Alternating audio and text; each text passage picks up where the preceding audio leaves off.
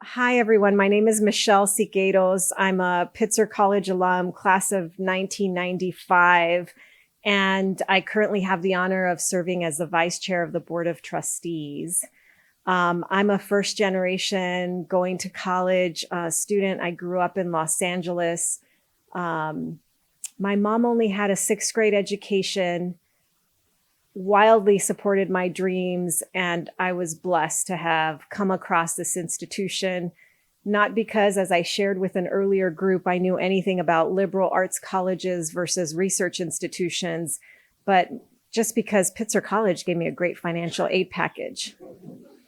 And I still remember sitting on this side over here having to take a writing test so that they could place me in the adequate English level course. And being pretty intimidated because the question was about the Vietnam War. And while I had done well in high school, I had not really studied much about the Vietnam War. Anyhow, you can rest assured that Pitzer taught me everything I need to do and know in this world. And one of the things it really taught me was really just how to be a critical thinker and lead with empathy. And this conversation tonight is what I'm most excited about in Alumni Weekend. I will say that again during the next hour because I am excited about the Distinguished Alumni Award. I invite you all to join us. But this conversation is just going to be beautiful because we're celebrating, honoring the amazing, very Pitzer-like leadership of Ruett and Rhonda Foster. As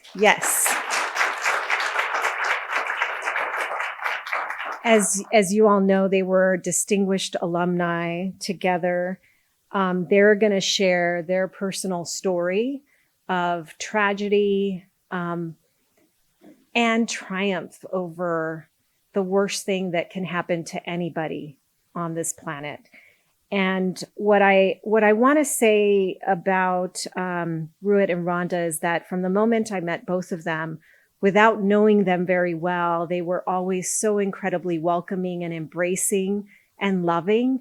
And that is how they lead and operate in this space. I'm so honored to have served with Rhonda on the alumni board and to serve with you, Ruett, on the board of trustees.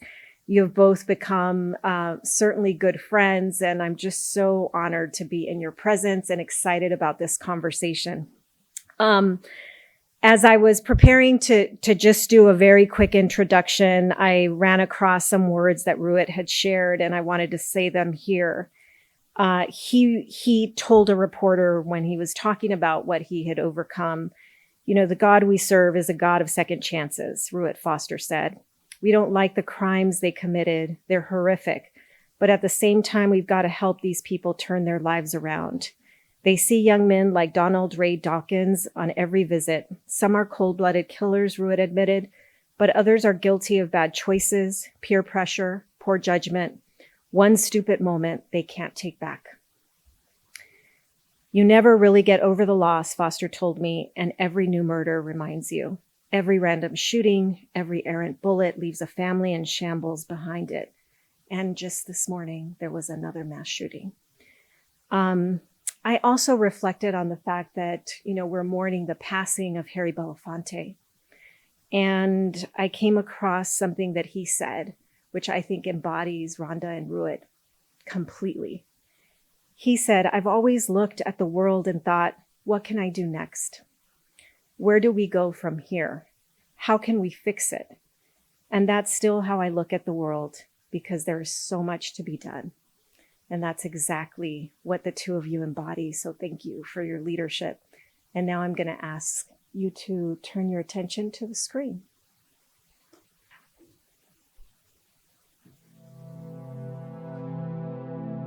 The ranks of this club that nobody wants to be in, it's getting bigger. And as we get bigger, the voices get louder.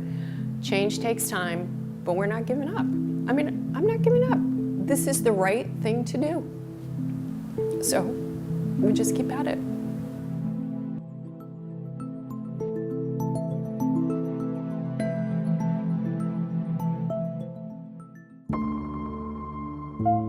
Telling you this story now, you know, it's been 20-some years, but it's still fresh.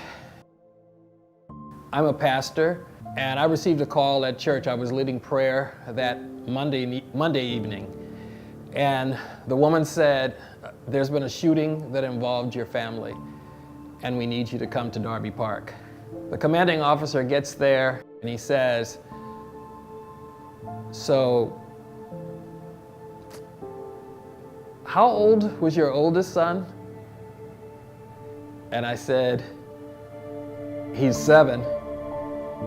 And he said, well, he didn't make it.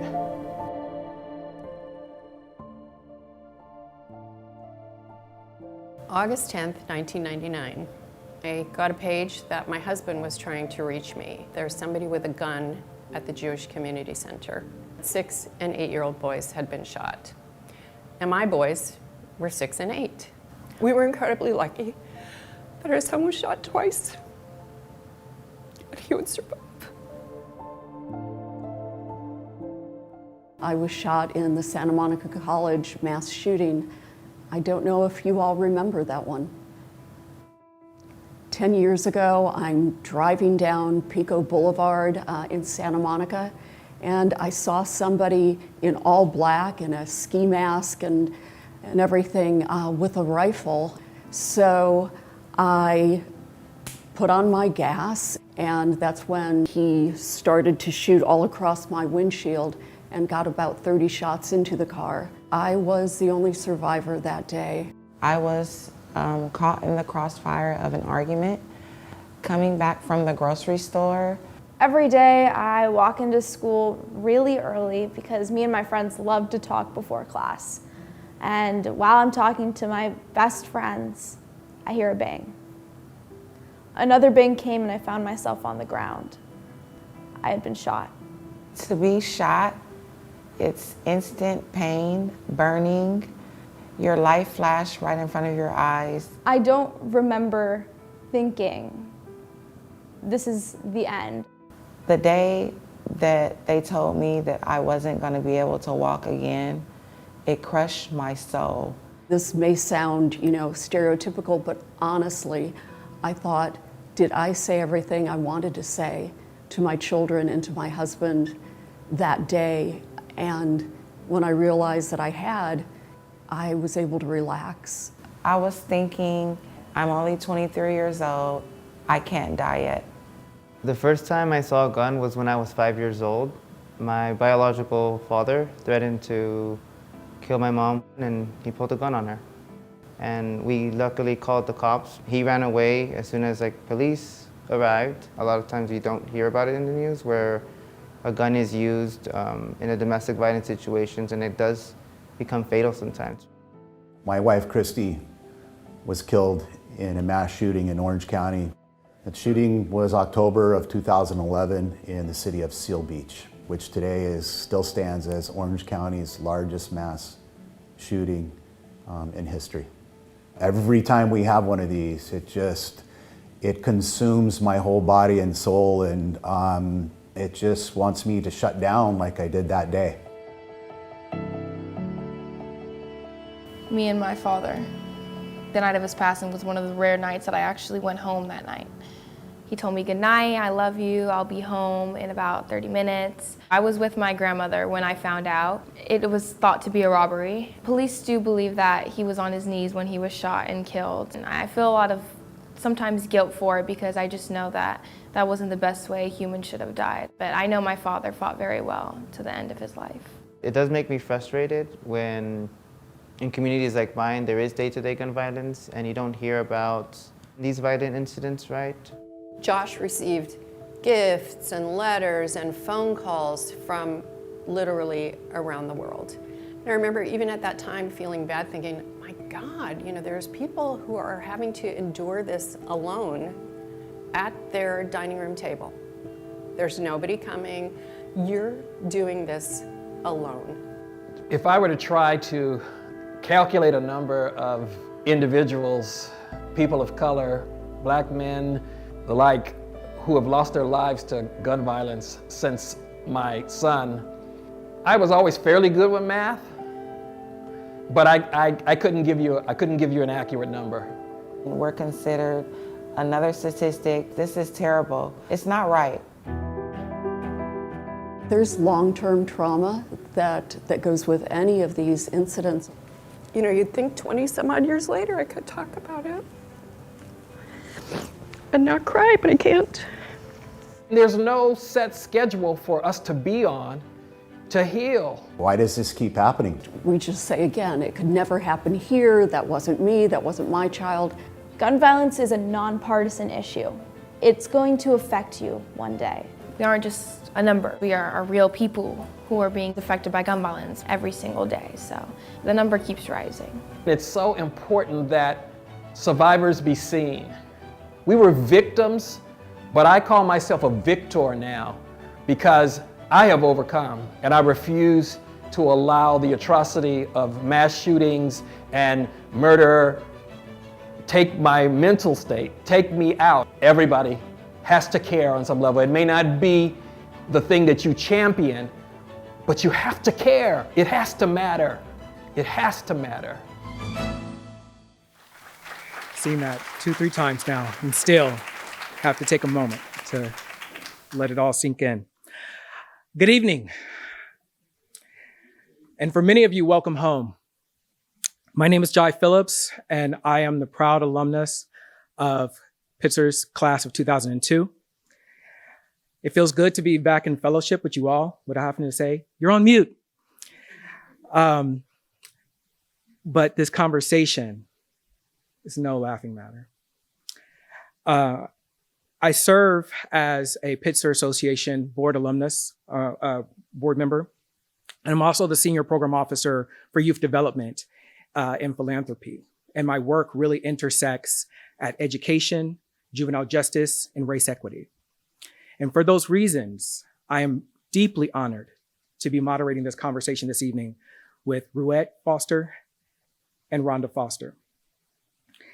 Please give me a warm Pitzer welcome, or give them, a warm Pitzer welcome as we bring Rhonda and Ruett to the stage.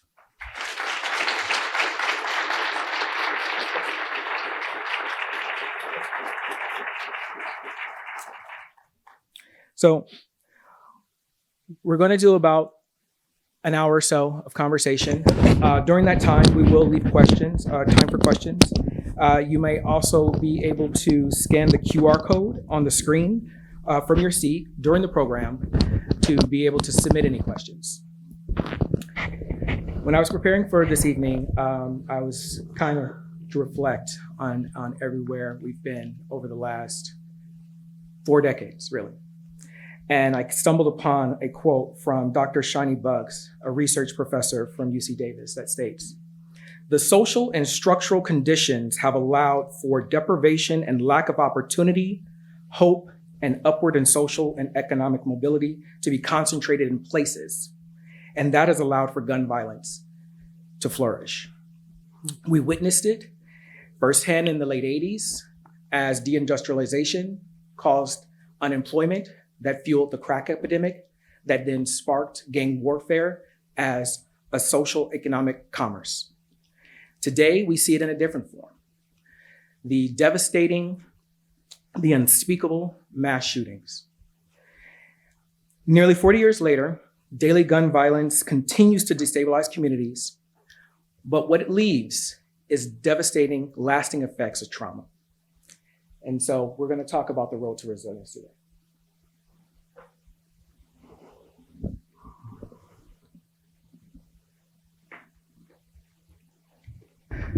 So, thank you for joining us.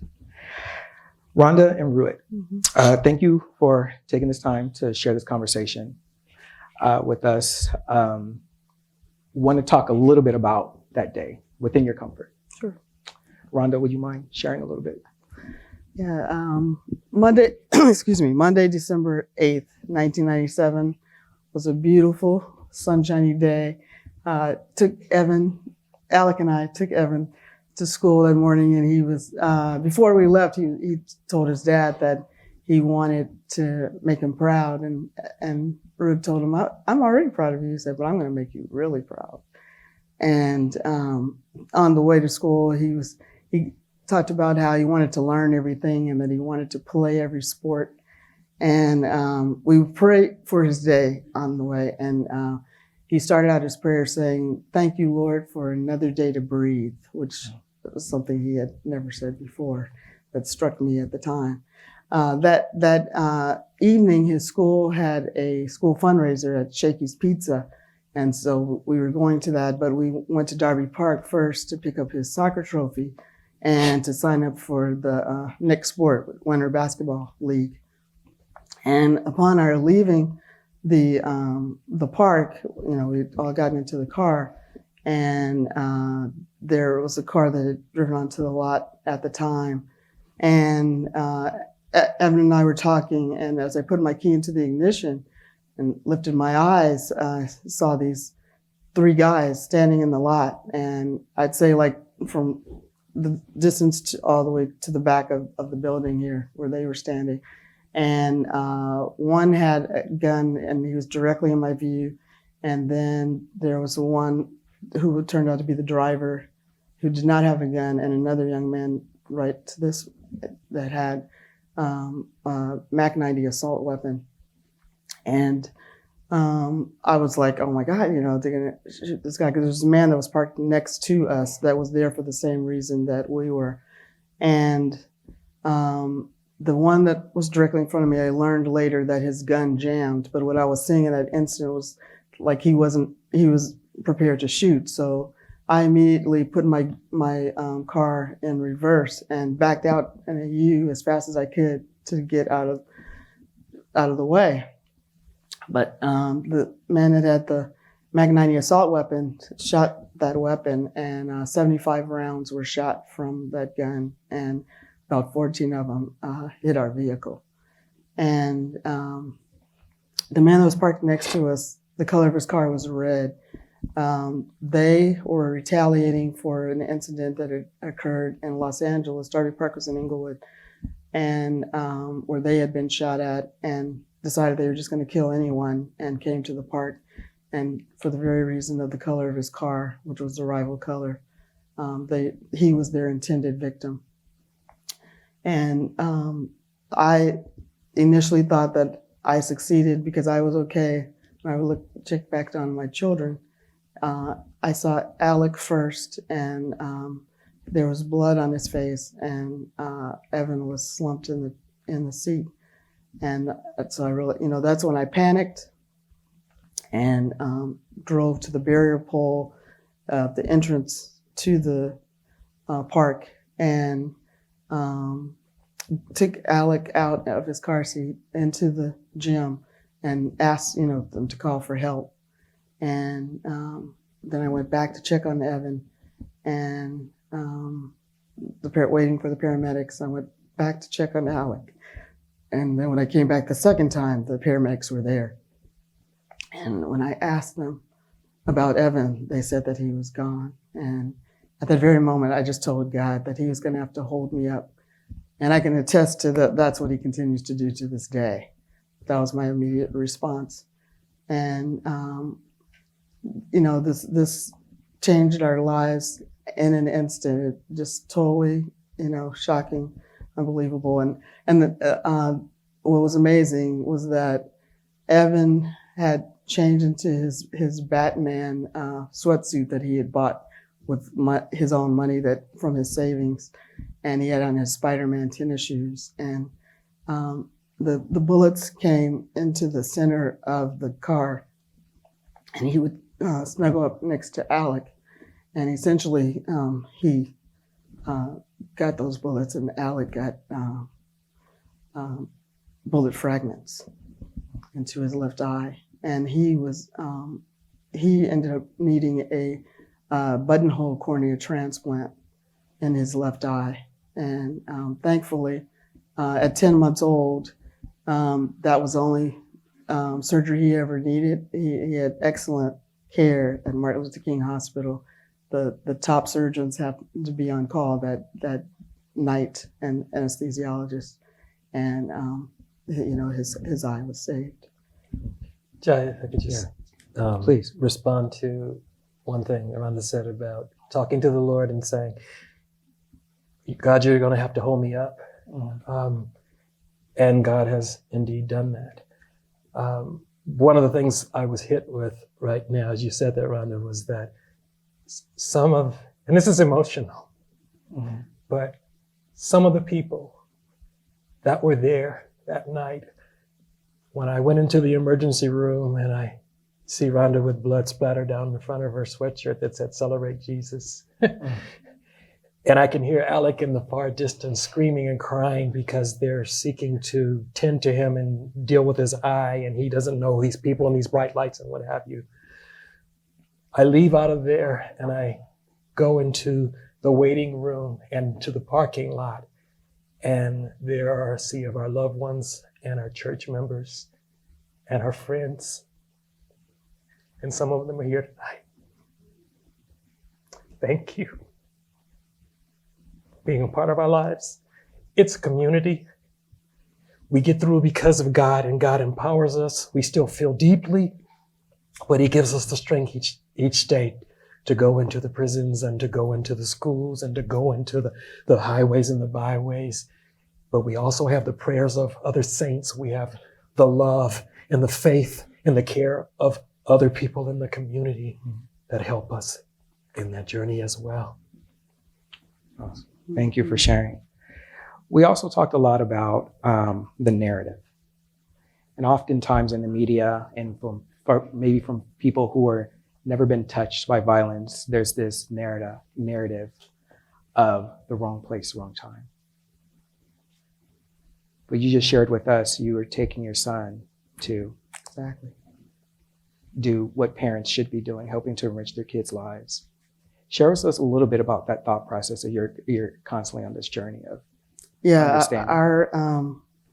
Our as you saw in that video, Lauren Lieb, she's the board president of Women Against Gun Violence, which on the board as well, and she was saying all the attention that they had gotten, and those that did alone. Our story got major attention as well. The fact of mother with 2 small children, and but what was being said a lot was that I was in the wrong place at the wrong time, and we had the opportunity to address that with journalists. We were invited to a symposium, and we addressed that from the standpoint that in making that statement, you're essentially blaming the victim for what happened, and just going about our lives, and so we brought their attention to that, and we essentially have seen a difference. If you think about it, you don't hear that said as much, because we've continued, whenever we had the opportunity, make that, and other survivors have come into saying that as well, and had a very significant experience when we were in the youth prisons and sharing this. I had a young man to come up to me and to say, thank me for pointing that out. That, like as I said, we were about taking care of our business, signing him up, and he thanked me, giving him the proper perspective of his own life, because he essentially, his victim, they were in the wrong place, but he then was taking responsibility for, he was responsible. They were not in the wrong place, he was doing wrong. So, so that's essentially how we. Ruett, what is your perspective as a father whose son told you he wanted to make you proud, and he was out there just doing his thing? From his birth, we had an amazing relationship. And I think about all the various things that we learned after his passing, after his being murdered. We used to think that after church, he would be in the nursery in the youth church, because that's where we would pick him up from. But what we learned is that he would go to the pastor's office. I was the assistant pastor at that particular ministry. He'd go to the pastor's office and he would sit and he would talk with him, and he would tell him about his message and what he thought about his message. And this is a 7-year-old, you know. And we learned all sorts of things from talking to various people. He had created different poetry and essays and had things on the computer.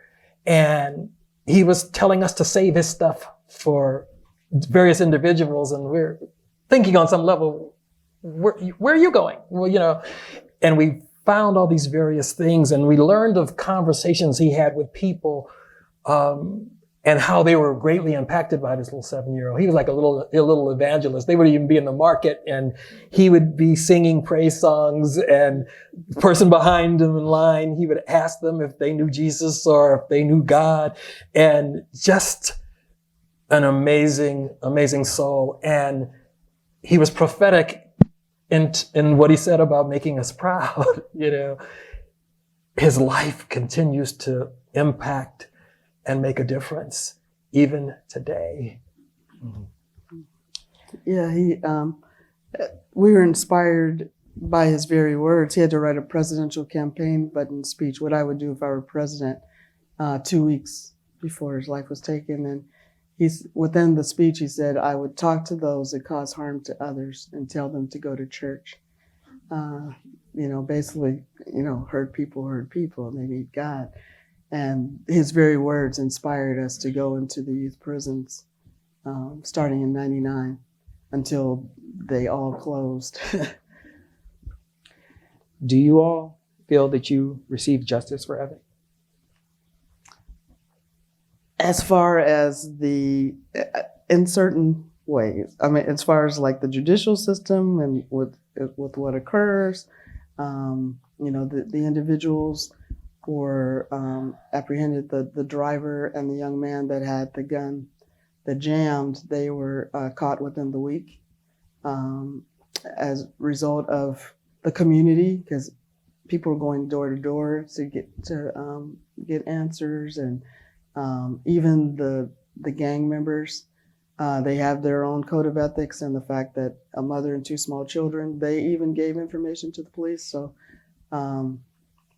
those 2 were apprehended within the week, and the actual shooter, he went into hiding, and he was apprehended 7 months later, and that was a result of somebody calling in as well. And we went through several months of continuance. They each had their own attorney, and the attorneys would take turns when requesting continuances, but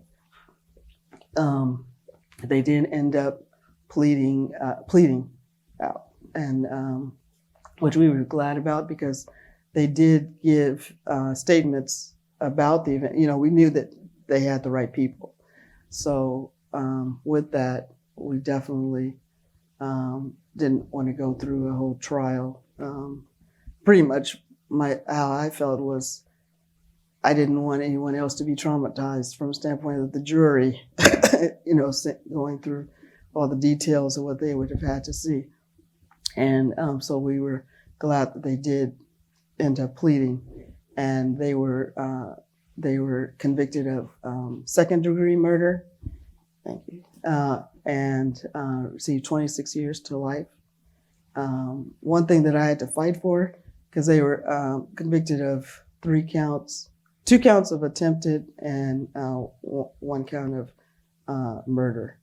And so that was for Alec, and the intended victim attempted. But because I was not injured and I was not the intended victim, they initially, you know, were not counting me, and that was something that I had to demand that they do for me to agree to a plea deal. With regard to having received justice for Evan, I think that's a hard concept. What the world's idea of justice is versus ultimate. The one just thing about this whole experience for me is that he's in the presence of God. He's whole, he's healthy, he's perfect now, no sickness, no disease. He's perfect now. So that's just that he's with his maker. I believe that we're all, as Genesis tells us, created in the image and likeness of God. And we all have the ability to be incredible, amazing individuals. So the story, we believe also that God entrusted us with so great a sorrow. He didn't do it. God didn't take Evan's life, but God allowed it for a greater purpose.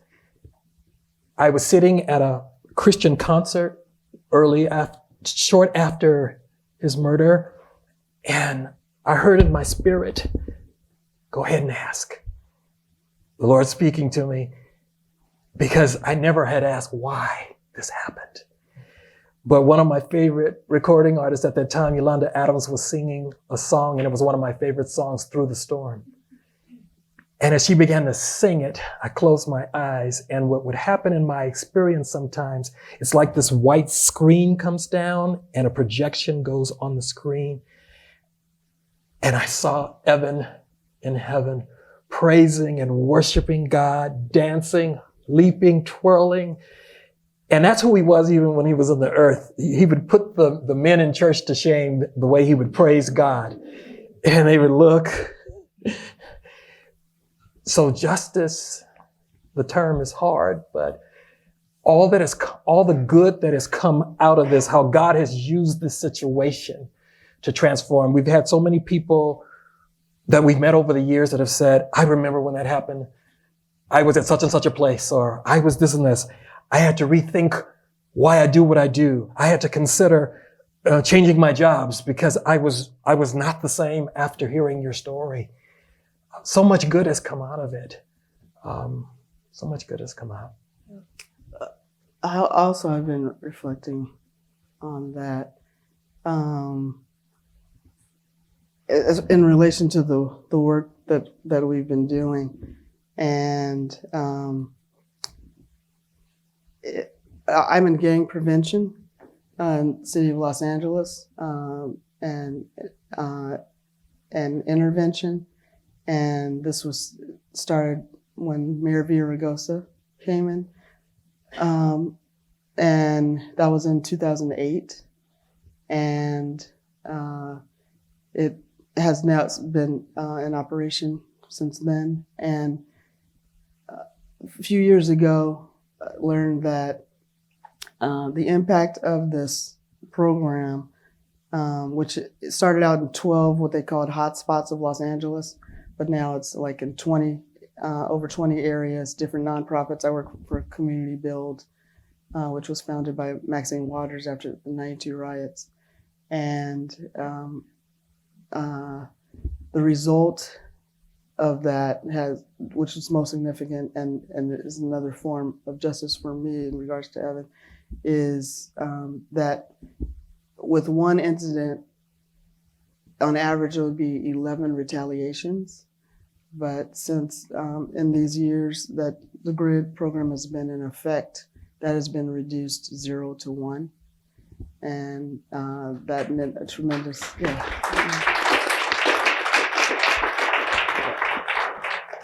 difference for me.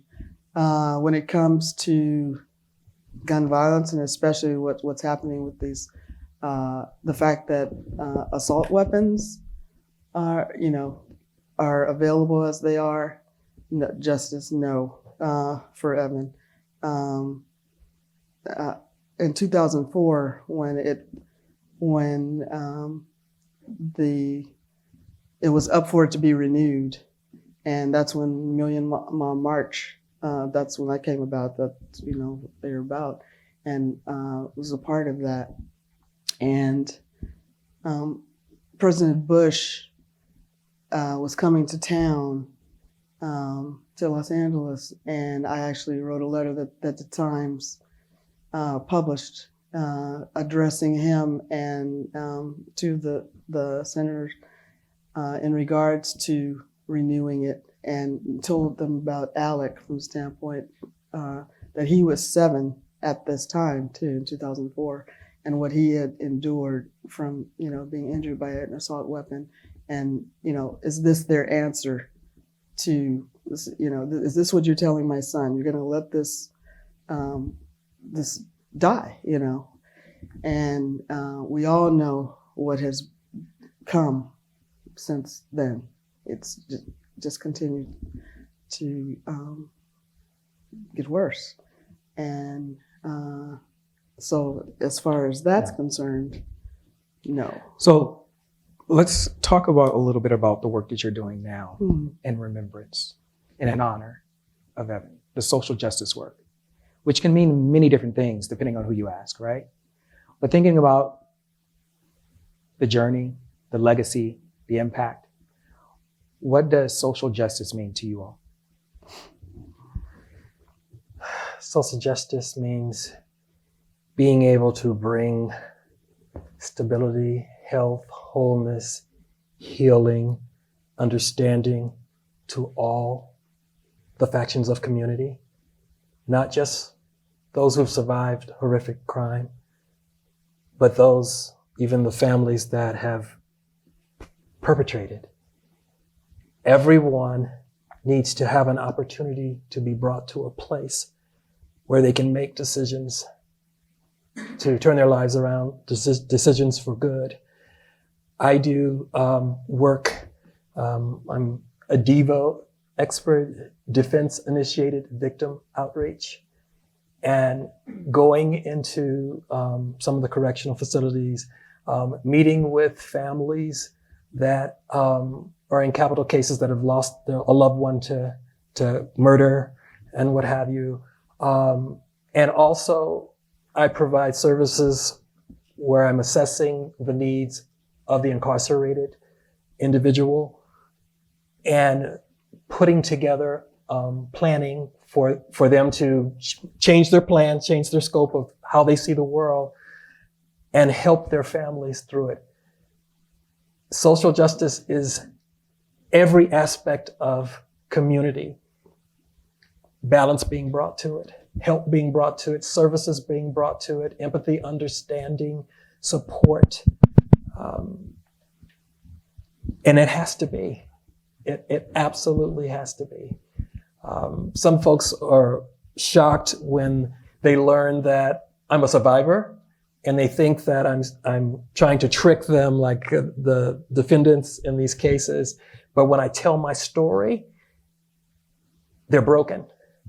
They're humbled, they're apologetic, and they begin to consider their ways. So there, again, going back to your question, there is an element of justice that happens, and I believe God has favored us as a couple and our family to do some amazing things, to walk through some amazing doors, to partner and collaborate with some amazing people that are doing amazing things in this earth.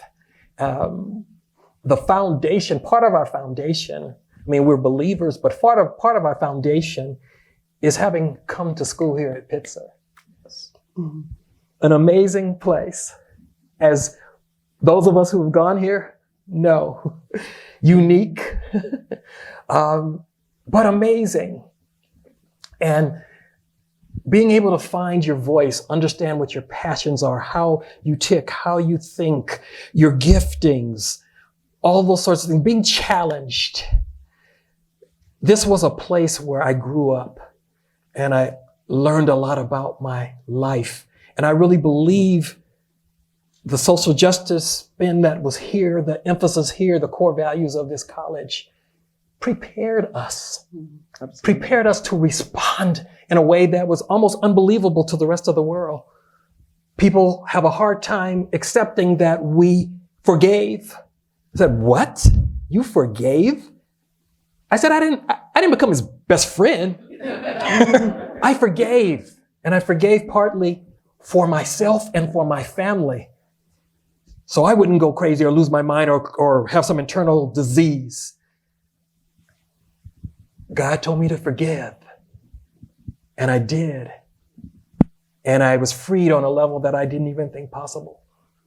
I didn't realize how bound I was, even though I was walking around freely. I wasn't in a physical jail, but I was in somewhat of a mental jail until God said, forgive. And it doesn't matter whether he accepted the forgiveness, that, that he accepted that I said, yes, I forgive you for having taken my son's life. But I did what I needed to do to sustain in this life and make a difference in this life. And it impacted him greatly to learn that we forgave. Clearly, you all walk by faith. Are there some other tools and resources that you all have used in order to be able to continue to move on with your journey, to stay resilient? Yes, we knew immediately that we could not do this on our own, and pursued receiving therapy, and we were assigned a victims rights advocate. Excuse me, and she was part of a founding therapeutic group called Loved Ones of Homicide Victims. That was founded by victims advocates and survivors, primarily because this type of loss is, unique, very unique. And they weren't really getting the true help that they needed, just in traditional therapy. And so we were fortunate to be able to take advantage of that. And, that was major in helping us to get through, and all those stages, and them having the understanding as well, because we both had individual therapy as well as I participated in the group as well, so was with other survivors, and getting also joining with other survivors that as like ourselves. Became activists, and because, as we say, it's a family you don't want to join, but here you are, and we, of course we understand one another. So being of support to each other, those were two other major areas that contribute to that. And also really learning too that it's cathartic and there's power in sharing your story. Often people would want to know things, but they would be afraid to ask. They didn't want to reoffend or what have you. But we became more powerful and stronger and healthier the more we told our story. In the youth correctional facilities, in the correctional facilities, in schools, in preschools, parent groups, everywhere we had an opportunity, we shared our story. We shared our story. They say that trauma creates the choices you don't choose. Mm-hmm. Yeah. Mm-hmm. Ruett, you and I have talked a lot about this road to resilience, but you have a different perspective of what that means. Please share. As you all know, the title of this event, A Road to Resilience, I want to give you something for thought. When I turned in the title, we actually belabored it for a while to seek to come up with a good title that really spoke to what this event would be about. And I turned in my title, and it was not A Road to Resilience. It was A Road of Resilience. A difference of a preposition. I don't know where along the way it got changed or for what reason it was changed. Maybe it sounded better, but the typical mindset, especially about someone who has suffered violence, a survivor, is that they're hurt, they're broken, they're weak. And we go through those stages, mind you. But as I shared with you before, we're victors. We were victimized, but we overcame. So for it to be changed from a road of resilience because of our faith, our trust in God, the help of our community. We did some really amazing and quick healing. We were nowhere through the continuum. We're still healing, but we did some quick healing. And by faith, God did some amazing things. I remember when I went back to church, I would tell folks sometimes, this smile is real. This smile is real because it was just such a horrific thing. And our baby that everybody loved, his life had been taken. But it's been a road of resilience because all along the way, we have been moving forward. Resilience is the capacity to withstand or to recover quickly. And we've been truly resilient as we continue to move forward. So it's a road of resilience. It's a journey, not a destination, a road to resilience. Yeah. Thank you.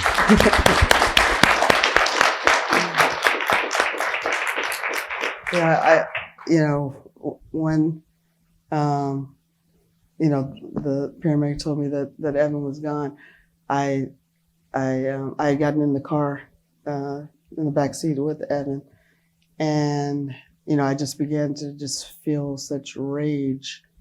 And the paramedic told me, he's in a better place, ma'am. And when he said that brought me back. Because I responded, I said, you got that right. And and then it was like, this was just like pure evil that I had just encountered. And for me, it was like, it's on. You mess with, it's like, no. And and in response to that, like when we were in the hospital, I was in the ICU with Alec, and there was a young boy had gotten hit by a vehicle and was unconscious, and prayed for him, prayed for his family. I just just different people I was encountering, just reaching out, and it's like we overcome evil with good, and that's what I'm on a mission for, and and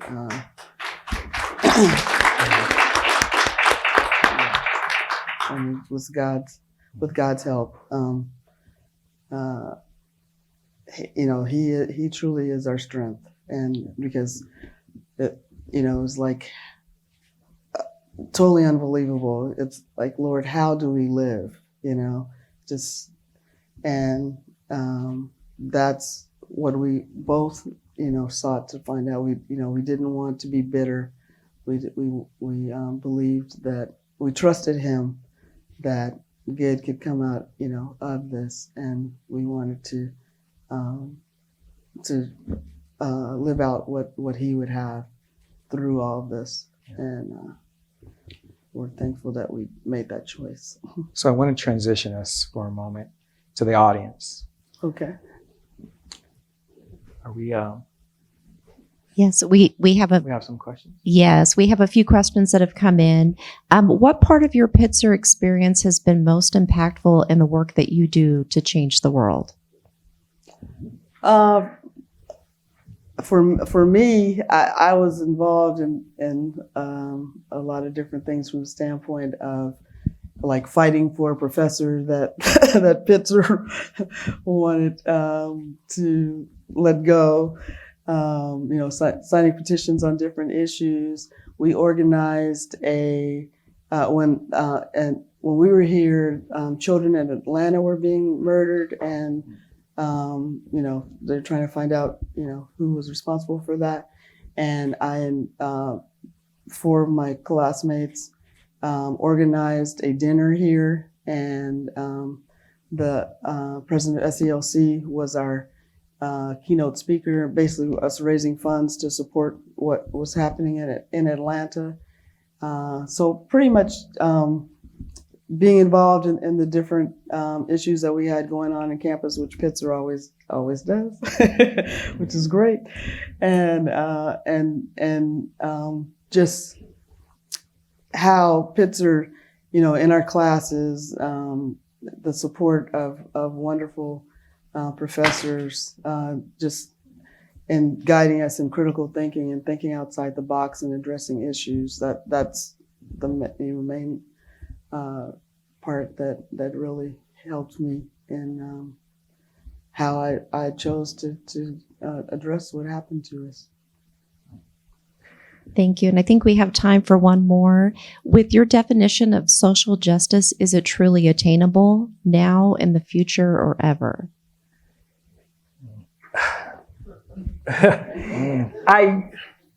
It's a continuum. It's a steady living life process, social justice. And for me, it's been reinterpreted into a number of things. You all know I'm on the board of trustees. We have developed a subcommittee, diversity, equity, inclusion, and justice. I'm the chair of that committee. I was thinking about the last question in terms of how social justice experiences at Pitzer have informed the work that we do in the world. It's a little different for me. There were some injustices that I experienced here at Pitzer, and I do believe as a man of color, there were opportunities that I was not privy to, and experiences for what they were. Pitzer was a great place, but it wasn't a perfect place, as no place is perfect. But out of the experiences that I had here, it helped me form an opinion, an attitude, and a determination that I need to remain a presence here. I need to remain a voice here. I need to bring my opinion, my wisdom, my experiences here, because we need the diversity. The world is a greater and more powerful and more informed and more lovely place as we are more diverse in everything and all that we do. So that committee was formed. Part of it had to do with questions I was asking and challenging our board, especially after the George Floyd incident happened in the earth, and the United States the world put racism on notice. Pitzer leads in the world in so many domains and so many areas. We had to take a position. And as a board, that was one of the things that we have done. And God is doing some amazing things through what we're doing. And we're developing something that I really believe is going to be really phenomenal. There's also a scholarship, the Evan Foster Endowed Scholarship, that was once the Marilyn Chapin Massey former president scholarship. She had the name changed to the Evan Foster Scholarship. There was an Evan Foster Scholar that was attached to her scholarship, but she said, I'm old news. You all are still touching the world. I want to have it changed, and it was changed. And so the scholars that we bring in each year are phenomenal. We interview these young people, and it's growing. We've had one. We're now about to have two, I believe, this time around, and we're going to continue to grow and expand as we have the means to do that. And it's just really been an amazing journey,